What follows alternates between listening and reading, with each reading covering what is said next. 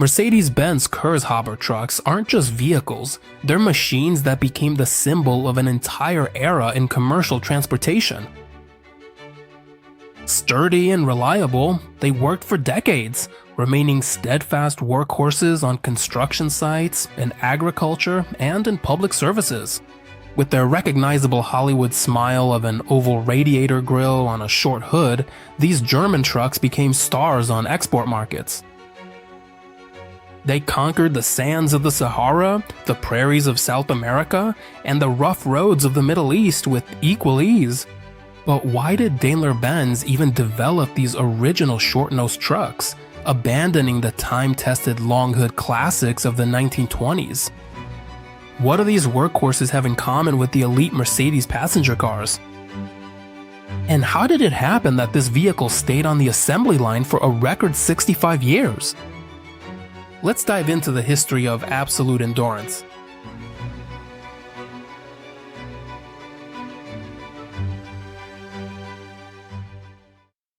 Mid-1950s. The Federal Republic of Germany is rapidly recovering from the aftermath of World War II. Industry is developing rapidly and citizens' incomes are rising. The era of the famous German economic miracle was beginning. The whole country looks like one big construction site, demanding enormous resources. The need for commercial transport is skyrocketing. Leading German manufacturers are ramping up production, including Daimler-Benz, which continues to produce its pre-war L-Series. However, in the new reality, the long-hooded dinosaurs were doomed. The role of the meteorite for them was played by a legislative initiative from Federal Minister of Transport Hans Christoph Seebohm. The new law strictly limited the permissible length and total weight of road trains registered after January 1, 1958. To fit within the tight dimensional limits, engineers developed cab-over-engine LP variants. These were mainly used for flatbed trucks with trailers and for tractor units, saving precious meters of total length. But Daimler-Benz came up with yet another compromise solution. On March 5, 1959, in Stuttgart, the press was introduced to an innovative series of three models: the heavy-duty L337, the medium-duty L322, and the export-oriented L327. These very models marked a new era for the company, the era of the Kurzhaubers, from the German Kurzhauber meaning short-hooded. It was the golden mean. The more compact cab improved maneuverability. These vehicles retained the advantages of long-hooded trucks, such as easy access to the engine for repairs, while also providing the excellent visibility typical of cab-over models. When designing the interior, the engineers drew inspiration from the overall aesthetics of Mercedes passenger cars. The trucks were equipped with an all-metal monocoque cab featuring integrated fenders and a sleek rounded hood. To ensure driver comfort, the cab was mounted on 4 rubber cushions that absorbed vibrations, and the engine compartment was carefully sealed off from noise and heat. The panoramic windshield and doors with manual window regulators completed the look of modern machinery. The base model fit perfectly with the new regulations. With an unladen weight of less than 5 tons, it could carry over 7 tons of cargo. Under the short hood was a 10-liter naturally aspirated OM326 diesel engine with 172 horsepower. Thanks to a 2-stage reducer, the 5-speed manual transmission turned into a gearbox with 10 forward gears and 2 reverse gears. The design was based on an ultra-strong ladder frame, dependent leaf spring suspension, and pneumatic drum brakes.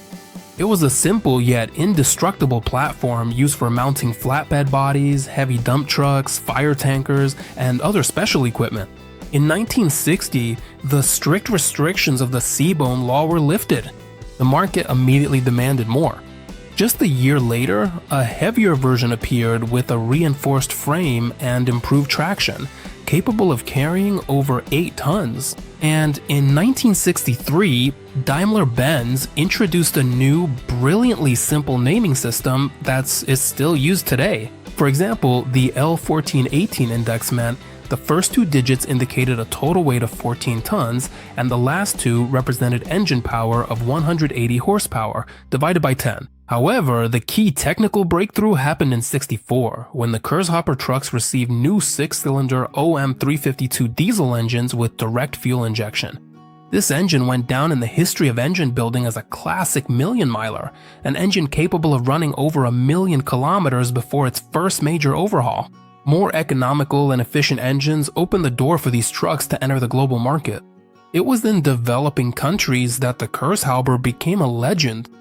Where there were no roads, just tracks of sand and clay, these trucks racked up hundreds of thousands of kilometers.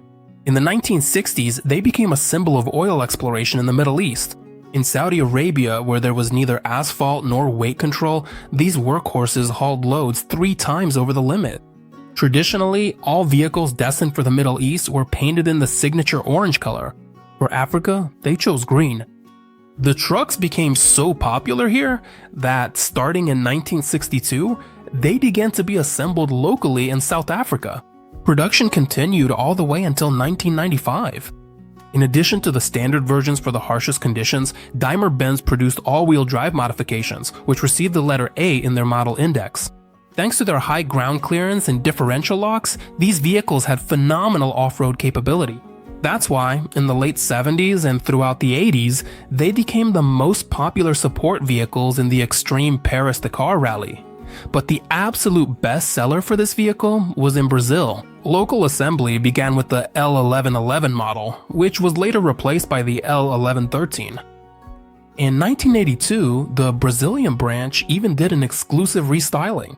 The truck got a square black radiator grille and dual rectangular headlights. The vehicle was perfectly suited for the wet, muddy roads of the Amazon. Local drivers loved it so much that they gave it affectionate nicknames like Road Beetle or simply Mosquito because you could spot it just about anywhere. Here's an interesting detail. The Kurzhauber's ladder frame chassis turned out to be so successful and durable that it became the basis for mass-produced passenger buses in Latin American countries. These distinctive, somewhat awkward-looking, but absolutely indestructible vehicles are still running along the mountain passes of the Andes. However, this myth of absolute indestructibility also had its dark, tragic side. What the flat deserts would forgive, the mountains would not. In those same Andes or on the mountain passes of the Middle East, the main problem with the Kurzhauber, the ability to haul double or even triple the load, often proved fatal. The engine and sturdy frame could handle anything, but the old drum brakes with pneumatic drives simply weren't designed for such enormous weight. On long descents, the brakes would overheat almost instantly, the pads would glaze over and then fail. Because of this, in the 70s and 80s, dozens of terrible accidents occurred when overloaded trucks and buses based on the Kurzhauber lost control and plunged into ravines. The frame would remain almost completely intact, but people would die. This was the harsh price paid for ignoring the laws of physics and blindly trusting in the durability of German engineering. By the way, after Daimler-Benz bought Freightliner in 1981, Brazilian Kurzhauber kits were even assembled in the US, with more than 2,000 units produced by the early 90s. And in neighboring Argentina, fans simply called the most popular local model the 111114. The model range kept expanding, from light 11-tonners to powerful 3-axle monsters weighing 26 tons. At the same time, the design remained unchanged for decades. Production in Germany itself ended in 1995, but the model's global story continued. The last classic short-nosed Mercedes rolled off the assembly line at Iran Khodro Diesel's plant in Iran only in 2024, and only because it no longer met the new environmental standards. Continuous production for 65 years. The Kurzhauber became the absolute record holder among trucks for the longest production run. Thanks to their phenomenal durability, simple design, and incredible longevity, these good old German trucks rightfully earned their main title from drivers, the Immortals. Have you ever seen a Kurzhauber at work in person? Or maybe you yourself have taken the wheel in that legendary cab? Share your experiences and stories in the comments.